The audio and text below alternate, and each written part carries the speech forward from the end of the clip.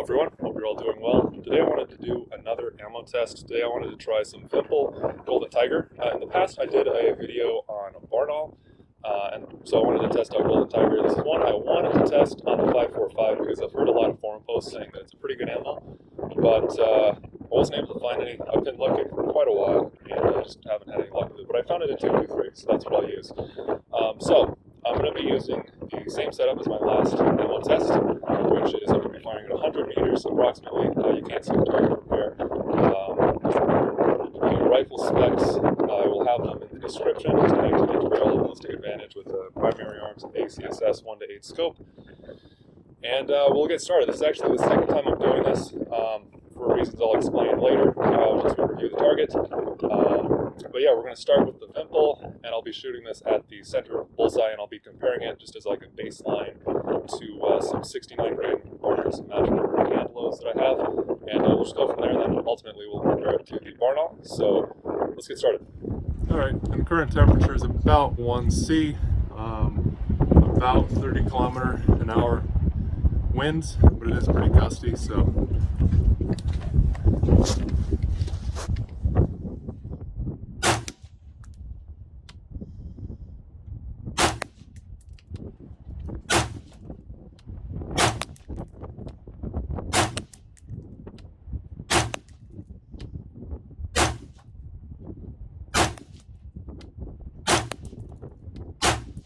alright, that's the 10 of the Vympel Golden Tiger. Next I'm going to do the hand loads. I'll shoot these at the lower right bullseye.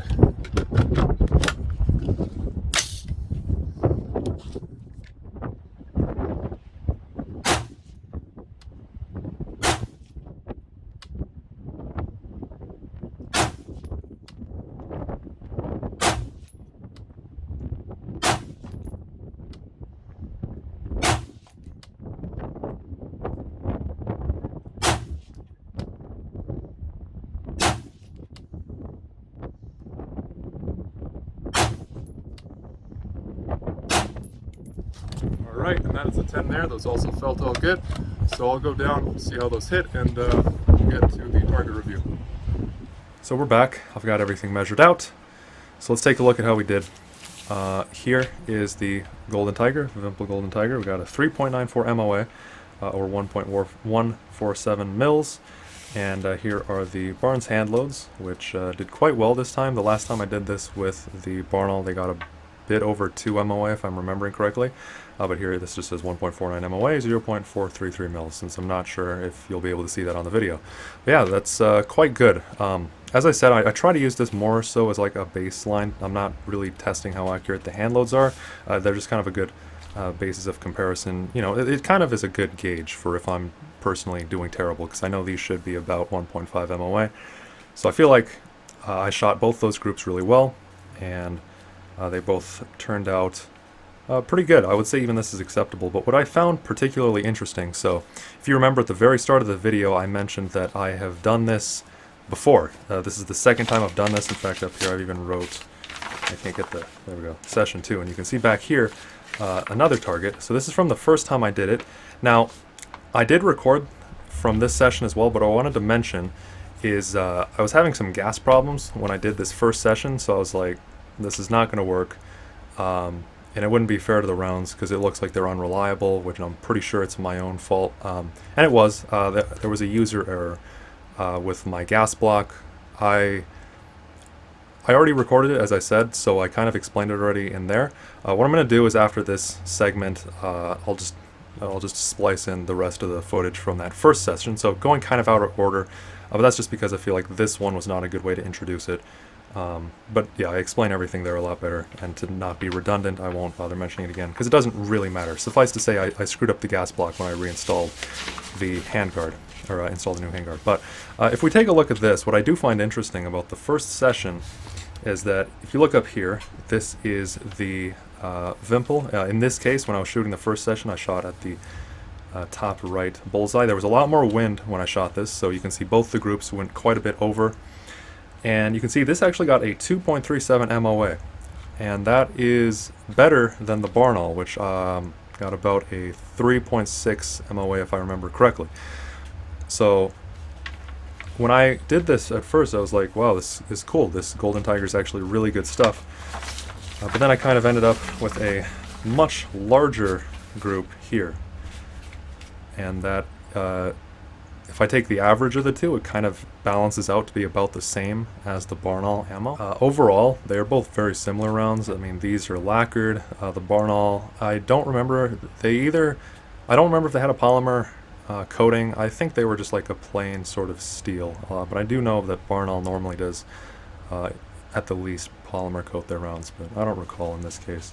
Another thing I thought was interesting, so I did not have a chronograph set up the first time I did it, as you noticed in the footage. I did have one for the second session here, and the velocities got oddly slower on the Vympel Golden Tiger as I went and shot more. When I was about at like round 5 or 6, they started dropping to about 2,900. On the 9th and 10th, they started picking up again, which I don't know if it was... had I shot more, I don't know if it would have kept going, but it was kind of weird that I started off in the 3,000s for velocities and then slowly dipped down. Another reason that I was thinking that might be why this second session has a bigger extreme spread compared to the first session here is that my order was different. I shot the Vympel second after I shot the hand loads last time. However, I shot them first, of course, this time. Unfortunately, it's not the best test because you might say like, oh, well, you can see there's more of a spread on the hand loads this time. The problem is that after recording this session, unfortunately, I do think that this was not actually the hand loads. These were, well, they were hand loads, but they weren't the correct hand loads, which I know shoot the most accurately out of my gun. But yeah, it's kind of whatever. Oh, one more thing I didn't mention, but both of these targets do have an initial 0. As I mentioned, since I was having gas problems on the first session, before I shot this, I just made sure that everything was still working all right. Made sure I was also zeroed, but mostly making sure it's cycled right. So that's what these ones are, so you can ignore those 3 rounds. So other than that, I'll put up the statistics and whatnot from the chronograph, and you can have a look at those and decide for yourself. I think it's pretty good.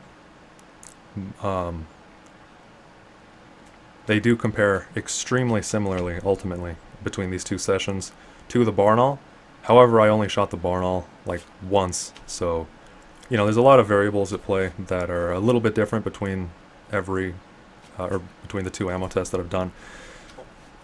But I think this is pretty interesting, regardless, and it I don't know, not much to say aside from like these are the results. It's pretty cool. Luckily, this time I don't need to mention like so when I did the Barnaul, I only had 9 of the 10 rounds of my hand loads. Luckily this time this is actually all 10 rounds in both cases, so actual good test where I don't need to discount any sort of flyers or anything like that. They're very consistent and everything is there as it needs to be. And if it looks like there is only 9 here, this is actually 2 rounds here they're touching. So anywho, that covers it. As I mentioned, I will put the first session's video footage after this, but don't feel like you have to watch it. This pretty much ends the video. I've talked about everything important with both of these targets right now. Think of it as just like an epilogue. If you care to watch it, then feel free to, and thanks if you do. But it doesn't really matter. This is the conclusion. So with that, thank you all for watching, and I hope to see you all in the next one. Take care, and I'll see you all then. But since I've already done a test. At this point, the wind got really gusty, so I'm just dubbing over in post. It's going to sound like a bad Godzilla movie sort of dub because my lips do not match at all with what I'm saying now. But the current temperature is approximately -1 degrees Celsius, which is about 30 Fahrenheit.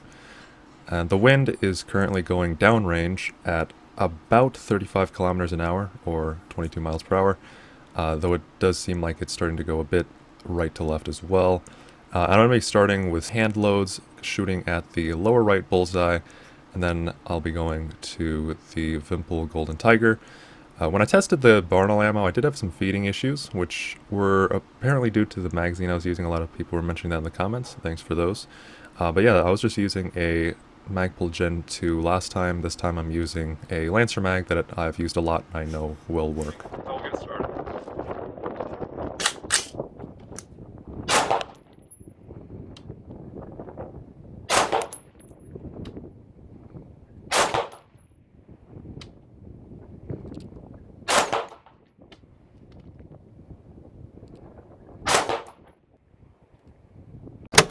So I'm trying to cut a lot of the footage out just because it took me a little while to shoot this time, but I wanted to mention, if you're noticing, I am charging the rifle quite a bit, especially when I shoot my 10 and the bolt locks back. You'll notice that it doesn't lock all the way back.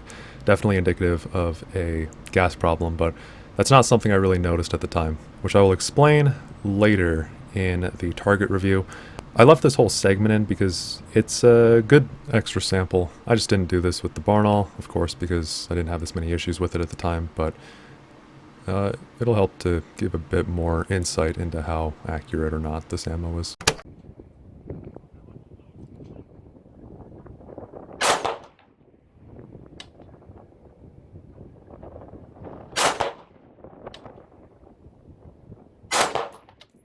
I got one more that I injected when I just kept pulling the bolt back, so I was expecting that it wouldn't have loaded right.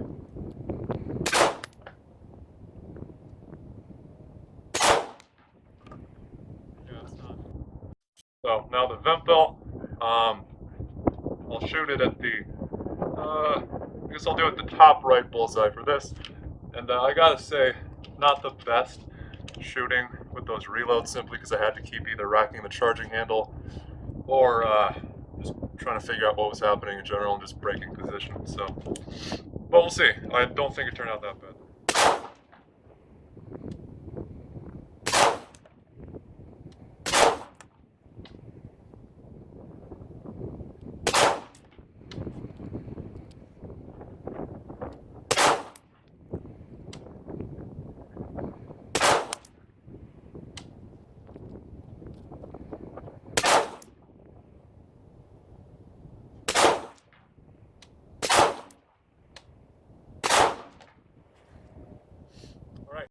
Those were definitely still having the same issue with the bolt as you saw, or with the gas, since the bolt just went forward. But those were good, although this is kind of a weird video because basically we've been shooting this like a bolt action this entire time. But I did a lot better, although I was breaking position every time on the Vympel. So I will go get the target and I'll get somewhere warmer and we'll review it. So we're back. Here's the target. I've got everything measured out. Let me go over the actual rounds here. Up here, we've got the Vympel. I was aiming here in both cases. Bottom right for the hand loads, top right for the Vympel. I hope I'm pronouncing that right. But the Golden Tiger ammo. Traditional Vympel sort of round, purple lacquer. So, enough about that, because it doesn't really matter. But I was having issues with the gas. The problem I noticed is my gas block is crooked, and the inner diameter of this is ever so slightly smaller than my previous handguard, and it hits the adjustment screw, and I didn't notice it when I was putting the handguard on. I installed the gas block perfectly when I first did it, but then after I slid this on, I noticed like it wasn't going on straight, and so I rotated it. And I don't think I have like gorilla strength, but maybe I have like Dumbo gorilla strength. Good as I'm going to be able to get it. But you can see there's a lot more of a gap here on the left side of the handguard compared to the gas block, compared to the right side. I am going to fix this. I left it like that just to show that that is what the issue is. So it wasn't letting as much gas through as it should be.